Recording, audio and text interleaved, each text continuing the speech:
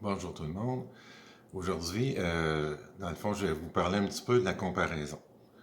La fameuse comparaison, dans le fond, qu'on fait tout à un moment donné, un jour ou l'autre, ou à un moment donné qu'on se sent moins bien, on se compare, on se console, c'est ce qu'on dit, mais je ne suis pas nécessairement de cet avis. Je dirais le plus grand piège de la comparaison, c'est souvent de se sentir pas à la hauteur. On a l'impression que les autres sont meilleurs ou les autres en font plus ou nous autres, on est comme pas assez. Fait que je pense que souvent, un des pièges, c'est souvent ça de dire, ben, coudonc, j'en fais pas assez. L'autre à côté, il réussit, moi je réussis pas. L'autre, il y a une situation difficile, il s'en sort, moi je m'en sors pas. Comment ça?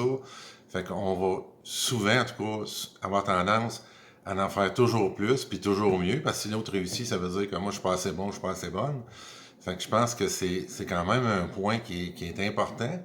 Puis en même temps, la comparaison, je dirais la seule chose que ça amène souvent, c'est que notre estime de soi, dans le fond, est pas très forte parce qu'on se trouve pas assez. Donc, on se dénigre, on dit, ben, coudonc, moi, je dois pas être capable, puis l'autre est capable à côté. Puis peut-être une certaine recherche de la perfection. Il faut que je performe, il faut que je sois bon ou bonne, puis comme ça, je vais réussir.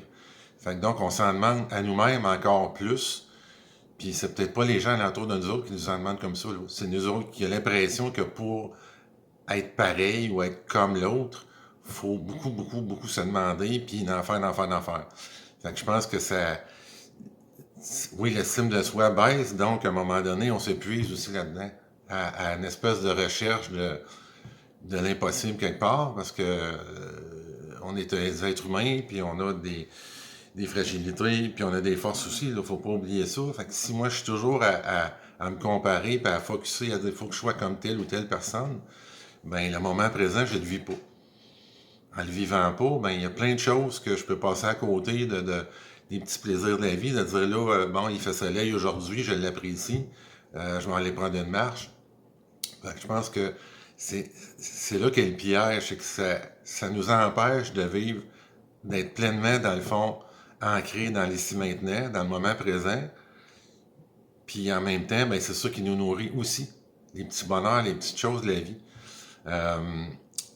Fait que c'est sûr que dans ce sens-là, c'est pour ça que je parle d'épuisement, parce qu'on est à la recherche d'un but, dans le fond, qu'on ne pourra jamais atteindre. On ne sera jamais parfait, puis on ne sera jamais comme l'autre, parce on est un individu, puis chaque personne a son histoire, a tout son vécu, puis on est individuel en même temps. On ne pourra pas être comme l'autre.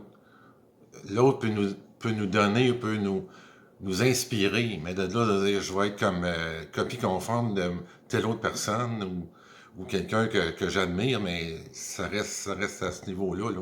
Moi, je peux faire des choses pour moi pour être meilleur, une meilleure personne. Mais je pense que ça vraiment, ça s'arrête là. Puis je pense que je dirais une des solutions, c'est peut-être pas la solution, mais une des solutions, je dirais, c'est s'accepter comme on est. S'accepter comme on est, ça veut dire que oui, on a des fragilités, mais on a aussi des forces.